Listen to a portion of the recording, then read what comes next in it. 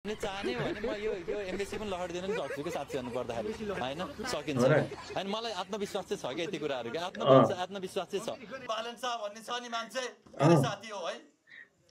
यति खतम यस्तो सजिलो छ कि नेपाल त डाँडाको देश छ अब त उन्नी जमाना आयो नि सर फ्लाइङकारको जमाना आयो नि त हामीले त्यो सोच्नु पर्यो नि त तपाईहरुको पुस्ताले त त्यो सोच्नु पर्यो नि त हैन र एउटा डाँडामा टक्क काट्दिने थोरै स्टेसन बनाउने त्यहाँबाट उन्नी फेरि 10 वटा डाँडा पारि जाने भन्छ कि पैसा रुखमा फल्छ उतो रुखमा नि पैसा फल्छ उयो रुखमा नि पैसा फल्छ मैले त पातै पात देखिरहेको छु त फेरि कहाँनिर छ पछाडी बाक्सको झ्याङ छ त्यसमा कसरी पैसा फल्छ मलाई पनि लाग्थ्यो पहिला पैसा भएपछि खुसी हुन्छ कि मलाई पनि 5 वटा गाडी लिएर हिँड्थे कुनै बेला पहिले हो हेलो एभ्रीबडी के छ हालखबर सन्चै आरामै हुनुहुन्छ आफ्टर लङ टाइम पछि फेरि पनि एउटा नयाँ रियाक्सन भिडियो लिएर उपस्थित भइ नै सकेको छु गाइज के कस्तो लाग्छ भिडियो हेरेर साथ दिउँ डाक्टर निकोलस भुसालको अलवेज ज्याप साथीहरु हेरिहाल्नु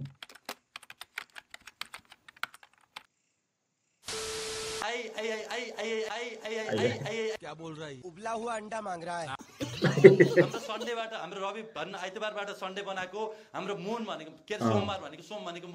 मुनबाट सोमबार बनाएको हाम्रो 365 दिनबाट चोरेर 365 दिन बनाएको हाम्रो एकला 1 गरेर 1 बनाएको हाम्रो 2 लेस गरेर 2 बनाएको हाम्रो 4 बनाएको देश बन्न के 6 महिना होस्ट फाल्दिनु सर 5 दिनमा म बनाइदिन्छु सर यार 5 दिनमा कसरी बन्छ राजा है अरहाजीको बेइज्जत नगर नि त्यति सजिलो छ तपाईले भने गाह्रै छैन नि सर के गाह्रो छ आजको दिनमा ल तिनटालाई पकडापुरी जारी गर्ने के गाह्रो छ अहिले बालन साल म प्रधानमन्त्री प्रत्यक्ष कार्यकारी बनाउन तयार थिए छु पनि अहिले पनि तर लायक भएर आउनु पर्यो नि त उ भन्दा खतरा मै छु जस्तो लाग्छ म साइडमा बस्दाखेरि म कसरी मान्नु त होला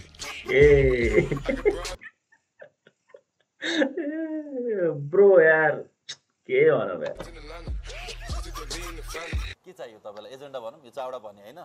त्यो त जेन्जी पुस्ताले बोके एजेन्डा हो त्यही कुरा पुरा गर्छु नि त मैले मलाई के कुरा किन सुन्ने सर खाली जेन्जी पुस्ताको कुरा सुनिरहेको छ त हैन जेन्जी पुस्ताको कुरा म बोलिरहेको छु नि त आन्दोलन त मैले लिड गरिरहेको छु नि त अहिले त लिड त गरे ए हो हजुरले नि कोर्टमा पैसा हरेक पातमा पैसा छ भने किन त यो जंगल हेर्नु न यो भिडियो त मैले अस्ति पनि हेरेँ थिएँ अब हरेक बोटमा हरेक पातमा पैसा छ भन्दैमा कहाँ वन जङ्गल भित्रको सबै पात लिएर बेच्ने त अनि यार कस्तो अलवेज गान्जा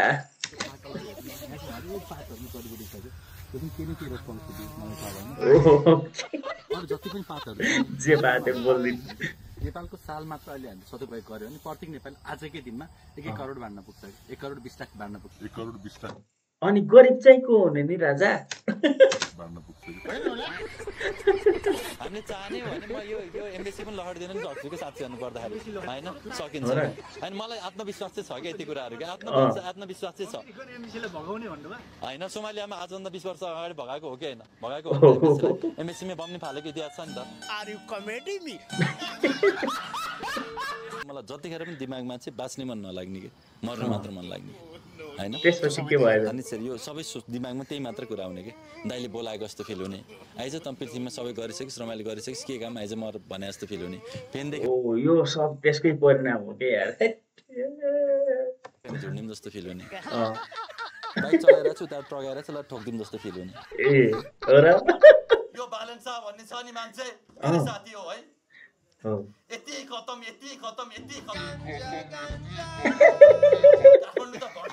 तर बोर्डरले जहिले पनि एउटा के रे पत्रकारको त्यो राख्छन् नि त पत्रकार सम्मेलनमा अलि अलवेज झ्याप जति बेला झ्यापै भएर यस्तो डर लागिरहेछ कि त्यो मान्छे ठीक छैन न सपोर्ट नगर हजार जनाले भन्थे हैन दाइ चण्डाल भन्दा चोरे ठीक भनेर ल्याएर राखेको तर हर्गलाई चाहिँ त बोलिहाल्नु पर्छ कि तपाईलाई यस्तो सजिलो छ कि नेपाल त डाँडाको देश छ अब त उन्नी जमाना आयो नि सर फ्लाइङकारको जमाना आयो नि त हामीले त्यो सोच्नु पर्यो नि त तपाईहरुको पुस्ताले त त्यो सोच्नु पर्यो नि त हैन र एउटा डाँडामा टक्क काट्दिने थोरै स्टेसन बनाउने त्यहाँबाट उन्नी फेरि 10 वटा डाँडा पारि जाने राजाले पात खाएपछि पुरा झ्याप भएर उन्नी खाली उन्नी गुन्नी बाहेक अरु केही आउँदैन के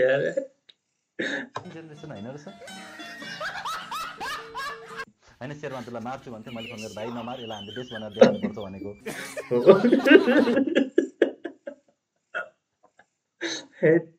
पहिले भने यार तिमीले यार महेश बस्न थुतेर मार्छु भने मैले बचाएको हो त्यतिखेर नमार्दा के गर्नु हुँदैन भन्दा भैरवनाथ गढमा 3000 जाने केटाहरू चाहिँ छिर्न थालेको थिएँ केटाहरू यिनीहरूलाई अलिक सेफ राख्नु भनिसकेको थिएँ कि हामी यति भएको भए 5 वर्षमा सारा नेपाललाई करोडपति बनाउँथे म भएको भए अनि गरिब चाहिँ म हुने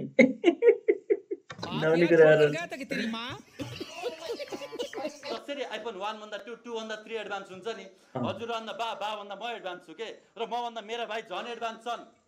खतरनाक छन् यो पृथ्वीमा यो लाइन चाहिँ सोही भन है बोर्डरले हुन चाहिँ हो के अहिलेको पुस्ताले एडभान्स त एडभान्स सक्छु भने चाहिँ बसेर भगवान बुद्ध पनि किसान हुन् भगवान शिव पनि किसान हुन् भगवान कृष्ण पनि किसान हुन् गाई पाल्थे नि त उनले पनि एकजना व्यक्तिको नाममा 12 वटा साल दिन मिल्छ क्या अहिले हैन एउटा साल 1 करोड पर्छ 12 करोड भएन उसको अनि अर्को कुरा यो खानीबाट कति पैसा हुन्छ थाहा छ हजुरलाई फलाम खानीबाट मात्रै हरेक नेपाललाई 2-2 करोड बाँड्ने पैसा हुन्छ कि फलाम तामा र हिरा खानीबाट पैसा होगा कहाँ छ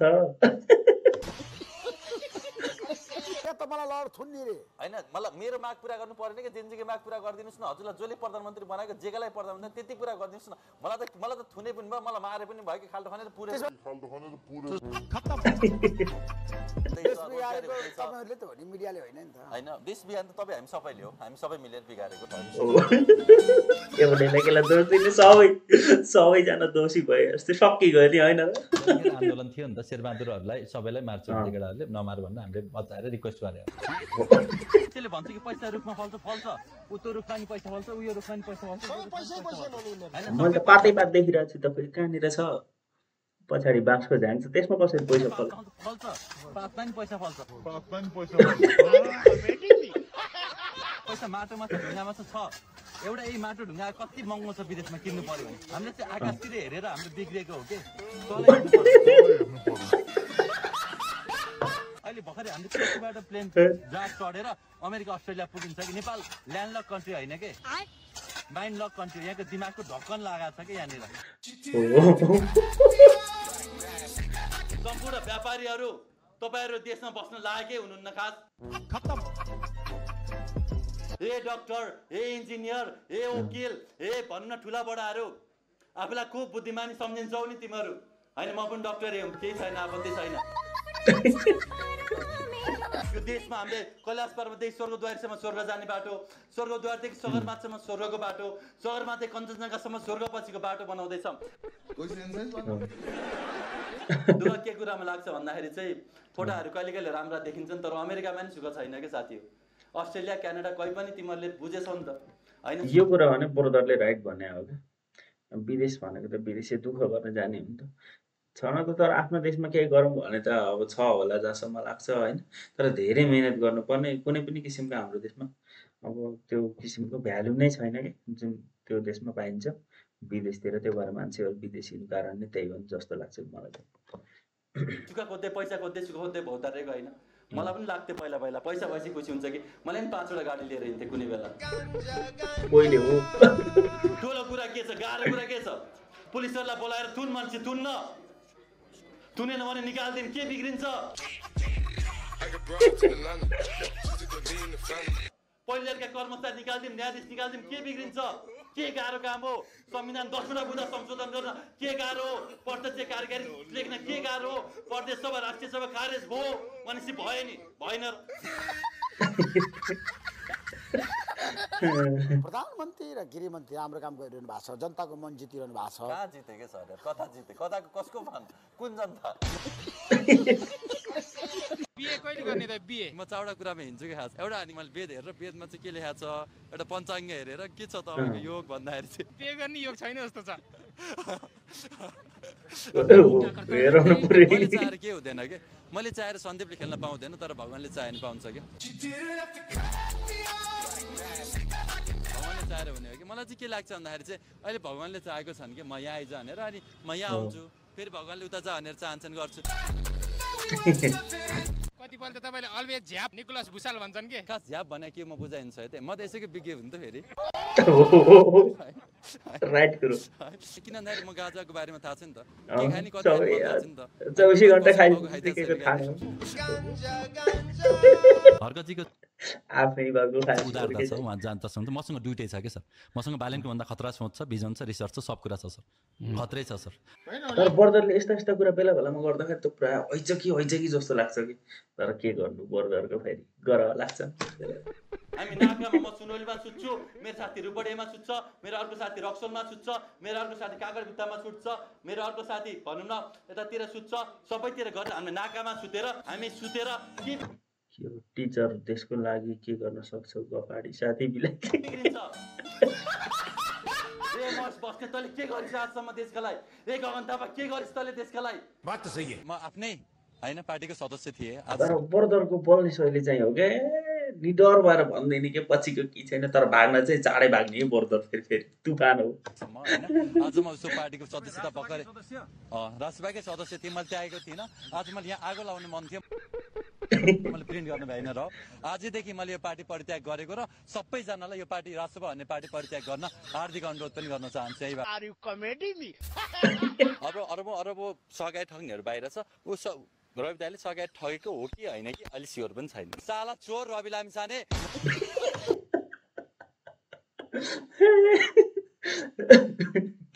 केही बोलिने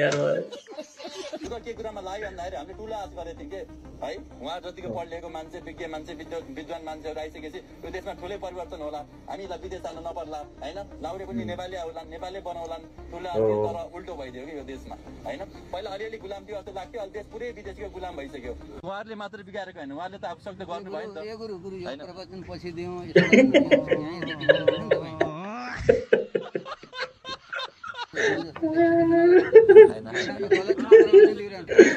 बाबुराम भट्टराई पनि वाक्कै भएका यार यस्तो तपाईँ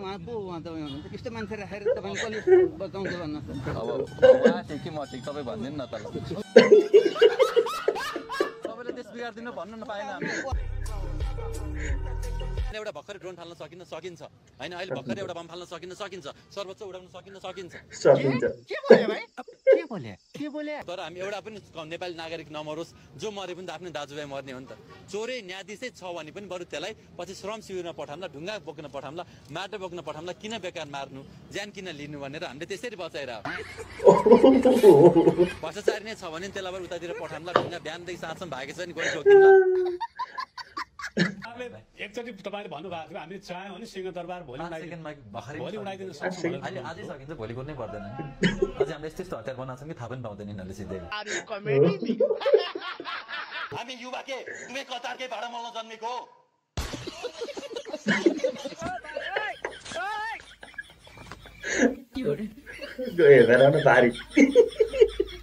भारी बोकाइ एक हप्ता कुरेपछि मैले प्रधानमन्त्रीलाई भेटेँ कुरा गरेँ गृहमन्त्रीलाई भेटेँ दुइटैले के भन्यो भन्दाखेरि हामीले केही गर्न सक्दैनौँ है हामीले के पनि गर्न सक्दैनौँ जस्तो हामीले चुनाव गर्न सक्छौँ त्यो बाहेक अरू सबै यो बेकार कुरा हामीले सक्दैनौँ भन्न थाले मलाई नराम्रो लाग्यो सर